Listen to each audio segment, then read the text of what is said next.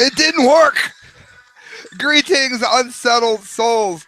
Sam I.B. Gangi with the Media Speaks, being outwitted by the lowly Windows media player. I hope that's not the direction that the show is going to go in. If so, I'm doomed. Friends, you're listening to the correct views. Theme music by Passing Time. Friends, there is a lot to get to as I do my commentary here for the Media Speaks. There's quite a bit to get to. I wish most of it were better news, of course, than it actually is, but it's not. Regardless of which side of the political field that you may find yourself on, whether you're into the false dichotomy between that of the Democrats and the Republicans, or maybe you're a little deeper into it. Maybe you're a libertarian, constitutionalist. God forbid, maybe you're Green Party, socialist. This matters to everyone because America, even if it was to be a socialist America, God forbid, America gets a lot less say in everything that not only happens in the world, but that happens regarding its own ability to do things like trade and even making our own laws will now be greatly affected. We've lost a bit of sovereignty. We've lost a great bit of self-rule with the passing of TPP. I've been warning about it. I guarantee Alex Jones of InfoWars, who wrote the article that I'm about to talk about here, would agree. He's been working on it. Drudge. Some of the best minds in the political spectrum today have warned about this. And unfortunately, not enough of us did enough to stop it. And if you can tell by the tone of my voice that I'm not real happy right now, it's because I'm not. Our country just took another great big step backwards. One of the most devastating blows, Alex writes, and this is an Alex Jones article, he wrote this, to U.S. sovereignty since the country's founding was dealt today as the Senate handed President Obama his Trans-Pacific Partnership victory. Despite massive opposition from the American people, Tea Party Republicans, and a majority of Democrats, even his own party, again, I'm talking to Democrats here, he stabbed you in the back too. Obama was granted fast-track authority by a 60-38 vote. Fast-track means that there are members of Congress that will vote on this without reading it. You can't tell me that was ever envisioned in any documents that's been put forth by the founding fathers, even if they're somewhat questionable like Hamilton was. He is not somebody that would have been in favor of this. Sections of the TPP published by WikiLeaks have revealed the treaty's vast influence over multiple areas, including individual rights, internet freedom, and the rule of law itself. Unelected corporate boards and the president can now wield unprecedented power over almost every aspect of human activity. We have given much of our sovereignty and our liberty over to other nations that are also involved in this so-called treaty. For one thing, how is it that anything can usurp the Constitution? Second of all, once WikiLeaks published even as much as they did, and we covered it extensively here, I got to ask how anybody could be in favor of this, knowing what it is that's been reported by so many of us out here. It says if you read, write, publish, think, listen, dance, sing, or invent, if you farm or if you consume food, that would be eating food for you hip-hop fans. If you're ill now or may one day be ill, the TPP has you in its crosshairs. And that was by WikiLeaks' Julian Assange, and he's quite right. Secret TPP chapters regarding immigration also grant President Obama an even greater ability to erode the country's southern border. Obama will be able to finalize all three of the Obama trade deals without any congressional input, notes Breitbart. Do you realize what that's saying, friends? Among other things, we're going to have an even bigger illegal immigration problem from the South than we have now. It says the TPP, which covers 12 countries and more than 40% of the world's economy, again, all the people that say that a one world government is in the minds of crazy people and tinfoil hat wearers might want to notice that this does encompass 40% of the world's economy. It'll place North America under the same global government structure as the European Union. If you want to know how that went, ask Greece. It's going very, very badly. Look up what a Grexit is. You can even look it up on my channel. I covered it last show. It says in the EU, laws are increasingly crafted outside of public influence. And that's exactly what we're going to see here. Friends, this is from time.com. We don't do a lot of things about time on time, but I got to say, and we've got tons of stories to get to. I can tell you from firsthand experience how bad these storms were. Now, again, it's not caused by global warming. I don't believe any of that BS. It's not caused because man's warming the planet. I'm simply reporting on a phenomenon here. The storms that happened to rip through the area were so bad that I could speak firsthand that I bought a house that needed some repairs. Within 7 days and before I could get it insured, before you ask, somebody on InfoWars asked me about this. Before I could get it insured, the roof now has two very large holes in it, and I've got water damage in one of the properties. Anybody in Ohio or anybody that wants to help with repairs, get a hold of me. I'm almost literally underwater. Literally, SOS, help, help. I bought two houses to rent. One of them is doing phenomenal, and one of them is doing terrible. And a lot of it is caused by these storms. So I thought it would be rather ironic, if nothing else, to go ahead and cover them on my show. Since they've already taken up so much of my time, I might as well go straight to the jugular here. Again, anybody that knows anything about contracting, I'm trying to get this roof fixed. Severe storms leave nearly 400,000 without power on the East Coast. That would be after leaving somebody without a roof in Ohio. That's someone being me. Powerful storms that plowed through eastern Pennsylvania after destroying my roof in Ohio. New Jersey and Connecticut downed trees and power lines, leaving nearly 400,000 customers without electricity and disrupting mass transit service in both states Wednesday. In Pennsylvania, PECO says more than 165 homes and businesses were without power. Chester and Delaware counties were hardest hit, and officials said the full service might not be restored until the weekend. I guess the point of me covering that, and there's a lot more at Time. You know how Time articles are. They go on for 100 years. Make sure you stock up on food. Make sure you have some way to at least generate some kind of heat, even if it's an indoor fireplace. And make sure it's properly ventilated, but don't give a rat's ass whether it's legal. You're trying to survive an emergency, and not everyone can afford generators.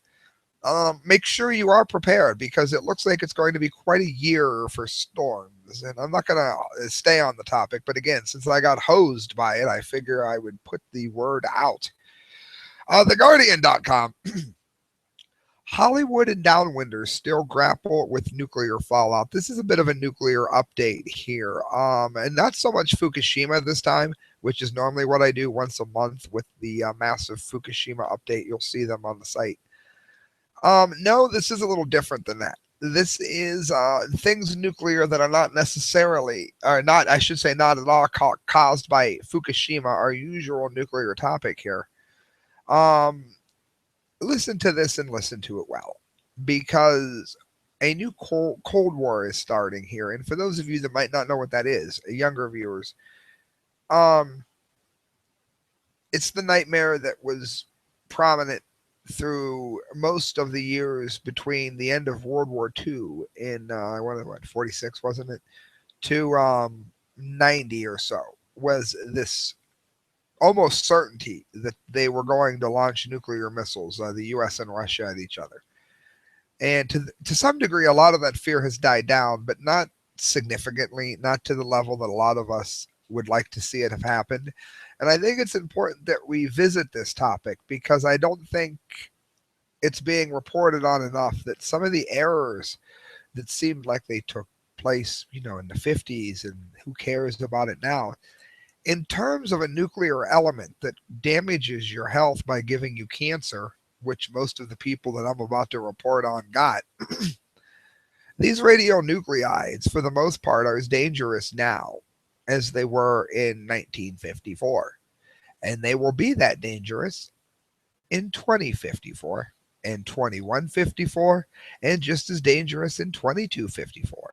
A lot of them will be this dangerous for millions of years. And these are things that we have unleashed on our planet. And you can't even say they were created by God. These toxins never existed before man created them with things like nuclear bomb testing. And since it looks like, unfortunately, we are heading headlong into another Cold War that could result in nuclear war, I think it's important that we address exactly what the ramifications of this could be. There's a photograph on here at theguardian.com. It says the photograph shows John Wayne with his two young sons during a break-in filming of the set of The Conqueror. That was a big budget blockbuster about Genghis Khan, and it was shot in the desert in Utah in 1954. I got to say, it's one of the worst movies of all time. It says it was one of Hollywood's most famous miscastings, to say the least. The Duke could do many things, but play a 13th century Mongol, that would be Asian, warlord was not one of them. Film geeks such as myself consider it to be one of the great turkeys in Hollywood's golden age. That's because it is. It says there's another dark reason that it endures in film lore, and we've talked about it briefly here. We're going to get in a little more in depth now. The photograph above hints at it. Wayne clutches a black metal box while another man appears to adjust the controls. Wayne's two teenage sons, Patrick and Michael, gaze at it, clearly intrigued, perhaps a bit anxious, as they should be. The actor himself appears relaxed, leaning on Patrick, his hat in a jaunty angle. The box, which rests on a patch of scrub, looks unremarkable, but it is in fact a Geiger counter. It is said to have cracked so loudly that Wayne thought that it was broken. Do you realize how radioactive an area has to be to get those kinds of sounds? Christelle and I know well from listening to Fukushima updates right after it first happened. There was a gentleman in Canada that stayed on it from day one. I wonder where he went.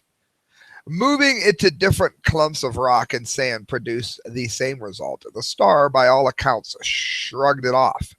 The government had detonated atomic bombs at a test site in Nevada, but that was more than 100 miles away. Officials said that the canyons and dunes around St. George, a remote, dusty town where the film was shooting, was completely safe. Completely safe. Most of the crew and cast have died of horrible cancers. They've suffered diseases their whole life that never went away. Doesn't that sound a lot like what you're being told now about Fukushima? Doesn't that sound like what you were told about 3 Mile Island, where you eat Hershey candy that's radiated due to exactly where it's made at? Don't you wonder why this stuff has half-lives of millions of years, and yet it's somehow okay to eat Hershey? It can't be. Well, this is another aspect of that. This is what nuclear brings. And now that we're looking at another Cold War with Russia, this is the kind of horror stories that we're looking at. So don't zone out here. It says last week, half a century later, Rebecca Barlow, it's a nurse practitioner at the Radiation Exposure Screening and Education Program, RECEP.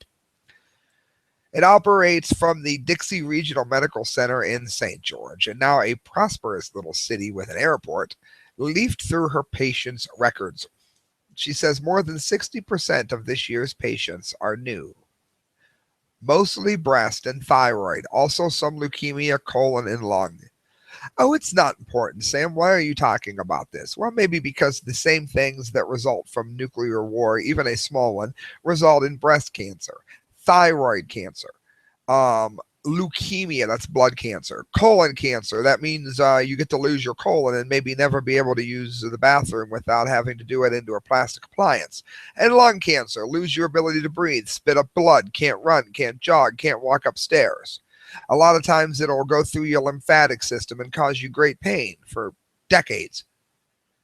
So this is a story about cancer.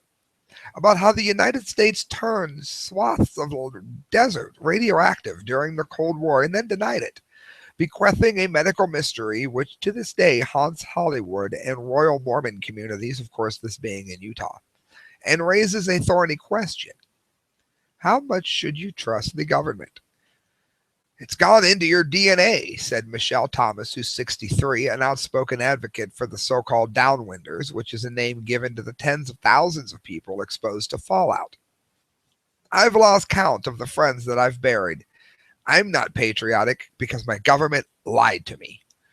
Hollywood is set to remember its own cameo in the story with next year's 50th anniversary of the release of The Conqueror, the film with allegedly killed Wayne, plus leading lady Susan Hayward. They were the biggest names in Hollywood at their time. Director Dick Powell and dozens of other cast and crew members. In the meantime, there will be another anniversary. This summer, it will be 70 years since the Hiroshima and Nagasaki bombs, of course, when we dropped atomic bombs on Japan. It says the Manhattan Project scientists conducted the first atomic tests in great secrecy in 1945 in New Mexico. After the Second World War, testing shifted to the southern Pacific Ocean on the grounds of public safety. But the war in Korea and escalating rivalry in the Soviet Union prompted a shift back to the U.S. mainland, where we had tested atomic bombs on our own people. We used to hand out leaflets telling them to look up at the sky and enjoy the colors in the show. It gave them cancer. Many times it blinded them. Our own people. Look up downwinders, people. You can find this information easily. The Atomic Energy Commission, an agency with near Olympian powers, which ran the nuclear program, selected a government-owned bombing and gunnery range in Nevada, partly because winds would blow radiological hazards away from Las Vegas and Los Angeles towards virtually uninhabitable land downwind to the west, home to ranches and Mormon communities. From 51 to 62, the AEC detonated more than 100 bombs. That would be nuclear bombs, sending huge pinkish plumes of radioactive dust across the stony valleys and canyons of southern Utah and northern Arizona. It gave each shot names like Annie, Eddie, Humboldt, and Badger. The official advice: enjoy the show. Again, they told you to enjoy the show. They told little kids to go outside and enjoy the show. Your best action is not to be worried about fallout, said an official AEC booklet. Families and lovers would drive to vantage points for the spectacle, then drive home as ash wafted down on their communities, and it was considered a cheap date. Do you understand that? Our government encouraged our own citizens to watch a nuclear bomb detonation and then sent them home radiated, telling them that they were safe. And yet you're going to eat seafood now. I'm pretty sure Christelle is smoking cigarettes and lighting incense, so I don't know any better. You might as well at the end of the day. I mean, if you're not going to do anything, well, she's going to kill me. You're not going to do anything whatsoever to even care about these kinds of things. These are the kinds of things that are still going on. These same people that poisoned the downwinders are the same people telling us that these kinds of things are safe now. And it's no safer now than it was then. It goes on that at first the local press cheered the chance to beat the Russians and be part of history. Hello, Christelle. Spectacular atomic explosions, it says. It means that progress in defense. No cause for panic, said the editorial in the Desert News. Clint Mosher, a columnist, said he never saw a prettier sight. It was like a letter from home or the firm handshake of someone that you admire and trust. It was the government setting off nuclear bombs and poisoning you. Claudia Peterson, 60, another downwinder, gave her a memory. We were Mormons and very patriotic. Perfect guinea pigs. We weren't going to question anything. It was impossible to believe that our government would consider us expendable, just like they're doing now when they're not testing your food. Peterson lost a father, sister, daughter, nephew to diseases she attributes at least in part to radiation. I'm going to hurry through this here. 11 bombs were detonated in 1953. including the 32 kiloton Harry bomb, which was later dubbed the Dirty Harry. Thousands of sheep died. It got into the ground, got into the water, and is still affecting people now. It says, as years passed and the cast fell sick, it acquired a darker reputation. Powell got lymph cancer and died in 63. It got him pretty quickly, said Norman, the same year that Pedro Amarindíaz, a Mexican actor who had played Khan's right-hand man, Jamuga, shot himself after being diagnosed with terminal cancer because he was so miserable from it. And then Hayward, who was gorgeous, played the Tatar princess. She died of brain cancer in 75. That had to have been a remarkable death. I'm so happy it was so safe for her. She must have just enjoyed every second of that. That's the kind of safety warnings you get from your government. It says approximately 100,000 people who lived in the three-state fallout zone north and east of the testing site are more likely to have been affected than even the Hollywood visitors. For years, they inhaled contaminated dust and ingested contaminated food and milk. It still adheres to milk, by the way. In the early 1960s, multiple cases of childhood leukemia, again blood cancer, in children, and adult cancers began to appear. A shocking novelty because Mormons who shun alcohol and tobacco typically have low cancer rates. A study published in the Journal of the American Medical Association in 1984 compared those in the fallout area with other Mormons who found leukemia rates to be 5 times higher. Doesn't it seem kind of strange to you that it would be 5 times higher among people that never smoked? And it's the same thing we're seeing now. They keep telling us, there's more here at the Guardian. They keep telling us that everything is safe and everything is okay, and it's not. And I'm laughing because I'm getting the evil eye before I do the second half of our update. Are you going to say that you were not, before all of our hundreds of listeners here, that you were not smoking anything at all? Oh, well, if she's going to say it to that many people, you burn an incense to light dishes or to wash dishes. Oh, well, see, there you go. All right. If she's going to tell that many people she's not smoking, I mean, it's kind of the behind the scenes queen. Before it's news.com. Again, a little bit of humor, a little bit of levity, because everything we're talking about now is just miserable. It's sad. It's something you don't want to hear about. So, I mean, it's sort of my job. You trust me to give you this kind of news, but it doesn't mean I have to give it to you without any humor whatsoever and want to hang myself. Anyway, Christelle is saying she's doing well on her quest to quit smoking. This is brought to you by Mike McLaughlin, Laughlin. If you want to read great fiction, if you want to read great poetry, look up Mike McLaughlin on Facebook. Let him know you heard about him from the correct views, and get ready. You're gonna really enjoy his writing, whether it's vampire fictional things or whether it's political rants. He does it all, and he does it well. U.S. nuclear target map. Do you live in a death zone? As I look at this in Ohio, yes, I do. It is the editor's note on this. The next world war will be as inevitable as the other two. Unfortunately, not all of us are aware that it is only a question of time.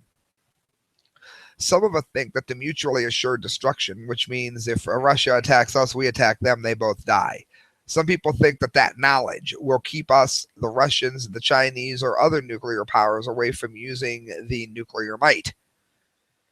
Says the only hope is that I won't live long enough for the next world war, and neither will my sons. So here are some things you can do regarding if there was to be, God forbid, a nuclear exchange between any of the countries in question, or even other countries we may not know of. It says, as a country, we need to take action on every time another country tries to build a nuke.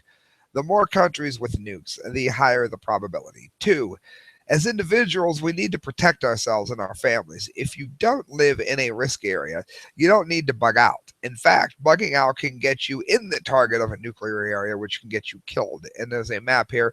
It looks like if you live anywhere that has anything but corn in it, you're doomed. Really, and there's no place that has any fun in it that you can live in. That's pretty much what the map says. If you live near a nuclear target, evacuate. That's easier said than done. Although I will say if bombs start flying, you would be well to get out of there no matter what.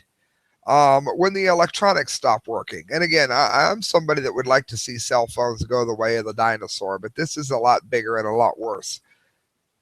I'm not going to be ambiguous. I would love to see like no cell phones work for like a month. I'd be like the happiest person that ever lived. This, however, is something different. It says when your electronics stop working, most experts agree that the next nuclear war will start with at least an EMP. Now, keep in mind there are non-nuclear EMPs as well, and look up the correct views non-nuclear EMP. I did an entire report on it. If one of the nuclear powers blasts a nuclear weapon 275 miles above the US, it will produce an electromagnetic pulse that will basically send us, the Canadian and Mexicans, back to the Dark Ages. This is exactly what our enemy wants, to disrupt our communication and our ability to retaliate at full capacity. Again, that's not going to work very well because a lot of our nuclear establishments are protected against such things. It would make life hell for the average American, but it's not going to stop a counterstrike. But I digress. It says, I have something that you need to watch. It's much better than I am at explaining it. Watch and learn what you should fear the most, and it's in a video on the site. And it tells what an EMP would affect and how you can protect your electronics, car, mobile phones, etc. 2, when you hear of the news that another nuclear bomb has just detonated, it doesn't matter if it's the US, Russia, or China. I'm thinking that when a nuclear bomb explodes, we face 3 possibilities. A nuclear war, which may involve the US. Nuclear terrorism, which means that the first explosion may be followed by another 4. Or human error, like happened in 1956, of course, when the US Air Force accidentally dropped 2 atomic bombs on North Carolina. If it's the last case, then yes, you're probably evacuated in vain, but the risk is worth the effort. It says when a nuclear bomb explodes a few miles away and doesn't kill you, if you're not killed in the first few minutes, you can live a lifetime or you can die of cancer in the next few years. The longer that you expose yourself to radiation in the radioactive area, the lower the chances are to survive. Take your family and leave as fast as you can, which would be a good idea to, at least if you can't afford to do the rest, I guess, protect your car from an EMP. I would also add that don't touch your eyes, don't touch your mouth, try not to eat or drink anything because all of that will bring radionuclides into your body. If they're on your hands, do not touch your eyes, do not touch your mouth because a lot of it, some of it can, but a lot of it can't get through your skin, but you'll put it directly into your system if you do that. No matter how bad your eyes burn, no matter how bad you want to wipe your mouth, don't do it. Free advice from the correct views. When we declare war on another nuclear power or vice versa, it says, of course, nobody would be stupid enough to announce a nuclear war ahead of time. But with leaders like Obama, you never know. And I agree.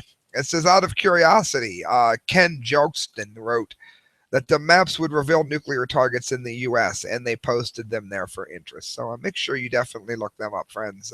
Very, very useful information there as well. Friends, you're listening to The Correct Views. We got 2 more stories to get to. I just want to remind you that you want to go to stickerjunkie.com. See these? These awesome stickers are for my band, and they were made by stickerjunkie.com. You can get some by getting a hold of The Correct Views at hotmail.com. I gave him the idea. He made these awesome stickers, and you can get your own stickers by going to Sticker Junkie. Give him a design idea. Let him know you heard about it from The Correct Views. Put it in your comment line, attention, David Lake. And I promise you, you're going to get great stickers and you're going to get a discount because you mentioned me. News.com.au in our last 2 stories here. Those of you that like the science stuff, before we get to our dumb D of the day, and it's pretty dumb today, I'm telling you, it's rich. You know I do the news from the science front. If you don't, you do now. I do it at themediaspeaks.com every Saturday, 2 p.m. We do the Saturday edition. You get live news on a Saturday, not the rehash that Sean Hannity does because he's being lazy. Not the rehash that Rush does. Not a baseball game. No, you get live news on Saturdays, 2 p.m. Eastern Standard Time. And I always do the news from the science front. Well, I'm kind of backed up, and when that happens, then I move some science news onto my show, and that's what's happening now. Researchers believe a biological revolution enabling humans to experience everlasting youthfulness is coming. Now, I'm not one of these technophobes that think that this is horrible news. There are some things I don't think you should do, like, oh, download your mind to the internet and then live off of it. I don't think you should get yourself chipped. I really don't. I think most thinking people would agree, but not. I'm not one of these science phobes, and I like a lot of what I'm about to report on here. It says that it is likely that the first person who will live to be 1,000 years old is already alive today. And let's remember, in biblical times, this happened quite frequently. One of the reasons was because there were no genetic imperfections in the human species at that point. The more imperfections happen as a species carries on, the more likely it is things come up as inconsistencies, cell damage, and whatnot. Diseases develop. Human beings sleeping with animals would do it. You can also. There was some question in the Bible as to why they warned against races marrying. And I have always said that there is absolutely nothing wrong with races marrying in any way, shape, or form.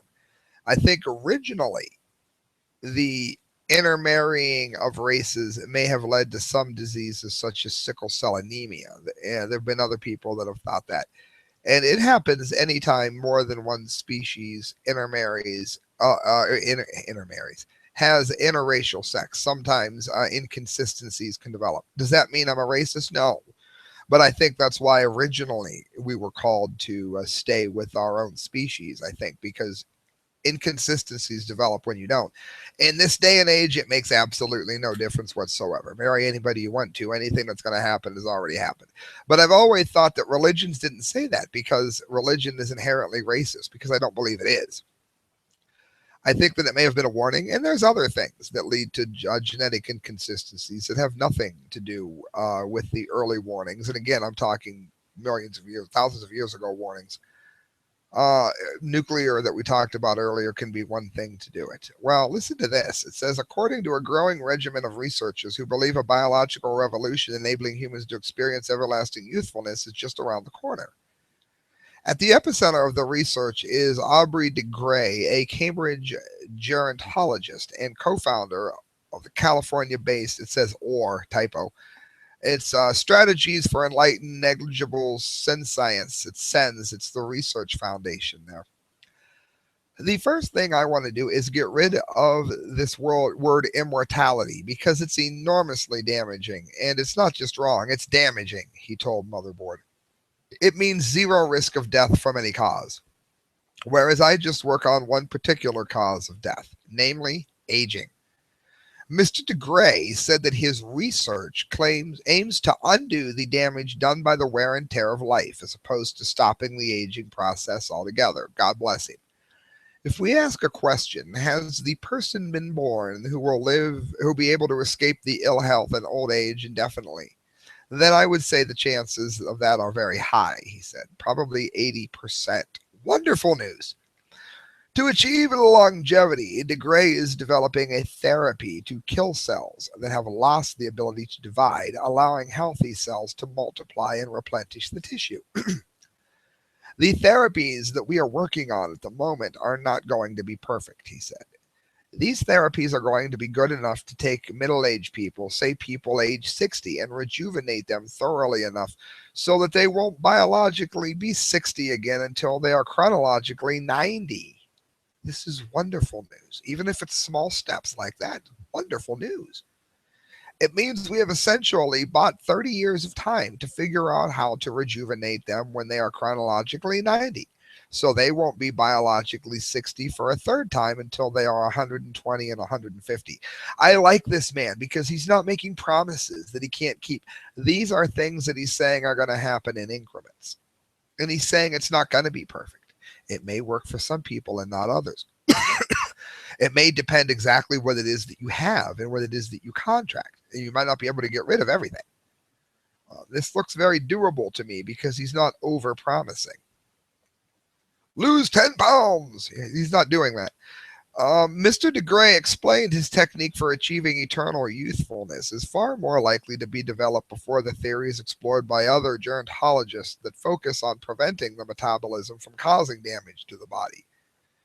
We will be able to keep one step ahead of the problem and keep rejuvenating the same people as long as we like, he said. The big breakthrough in terms of publicity will be when we can take a middle aged mouse in the laboratory and rejuvenate them. Once we can do that for mice, people are going to know that it's only a matter of time before we can do it to human beings. So keep an eye on mouse studies regarding this. It says that's where I want to get into this, and I think we have a fair chance of getting in 6 or 8 years from now. Friends, I am delighted to give you some good news like that. I really am.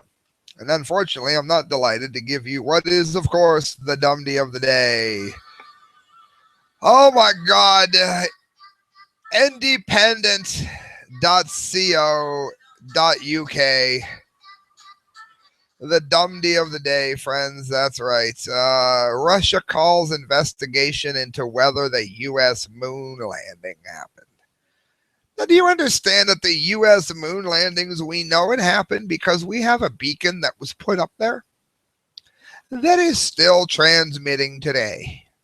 And we didn't have the technology to put it up there prior to putting a man on the moon. We didn't put the probe up there and then say that it was a man. We didn't have the technology to do it.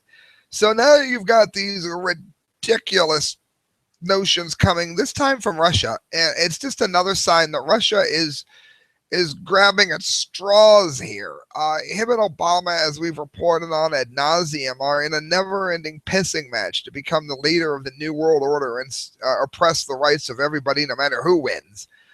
Well, now Russia has gone from questionable to just stupid. It gets the dumbie ass of the day. Dumbie of the day.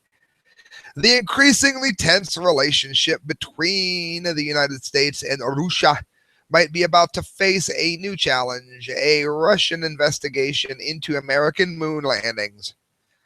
I can't even believe I'm reporting on this. In an op-ed published by Russian newspaper Izvestia, Vladimir Markin, a spokesman for the government's official investigative committee, this isn't some hack. Well, he might be, but the hack's got a position. Argued that such an investigation could reveal new insights into the historical space journeys. My ass. Anybody who studied this at all realizes right away that man very much landed on the moon. I've looked at it extensively. And don't give me the flag-waving BS. According to the translation by the Moscow Times, Markin would support an inquiry into the disappearance of original footage from the first moon landing in 1969 and the whereabouts of lunar rock, which was brought back to Earth during several missions. We are not contending that they did not fly to the moon and simply made a film about it. But all of these scientific or perhaps cultural artifacts are part of the legacy of humanity, and their disappearance without a trace is our common loss. An investigation will reveal what happened, Markin wrote, according to the Moscow Times translation. So is this bonehead trying to say that we didn't land on the moon or that we just didn't give our moon rocks to his Russian ass during the Cold War? This is ridiculous. The op-ed is unlikely to raise worries among NASA officials. In 2009, NASA itself admitted that it had erased the original video recordings of the moon landing among 200,000 other tapes in order to save money, according to Reuters. However, NASA has since restored copies of the landing using recordings from other sources such as CBS News. So the original was backed up ad nauseum by millions of people, and it was backed up by anybody who recorded it at the time, which again, it wasn't as common as today, but it was happening. And CBS News has the exact same footage that NASA erased. There's no mystery here. It says the organization says that due to restoration efforts, the recording's quality is superior to the original that has gone missing. It's not missing, they erased it. It says NASA also emphasized the uniqueness of lunar soil and rock in the past. They differ from Earth rocks in many respects, David McKay said, scientist for planetary science exploration at NASA's Johnson Space Center, where most of the material is stored. Well, you know what? They should have to show it. They should have to. That I agree with the crazy Russians on. It says, so why is investigative committee member Markin speculating about conspiracy theories surrounding moon landings that the U.S. did and it happened decades ago? In his op-ed, the Russian official also emphasized that U.S. authorities had crossed the line by launching a large-scale corruption probe targeting 9 FIFA officials, according to the Moscow Times. So it's basically just revenge. He just wants to do some saber rattling and doesn't realize that he's getting the dumpty of the day. On June 2nd, FIFA president Sepp Blatter, what a name, announced that he would eventually step down amid an ongoing investigation into widespread corruption at the organization. 2 prosecutors have declared themselves the supreme arbiters of international football affairs. So they're mad about the World Cup. And that is why they're doing anything they can to draw attention to anything that makes them look good. And that, of course, more than anything, is why they've gotten the dumpty of the day. Friends, you're listening to The Correct Views. Sam I.B. Gangi doing political commentary for The Media Speaks. Please donate to the show, thecorrectviews at hotmail.com. Every penny you give to me on low def, high def goes towards a better show. Also go to themediaspeaks.com and look up the work of Kyle Court D. Lake and myself. Good night, friends. God bless.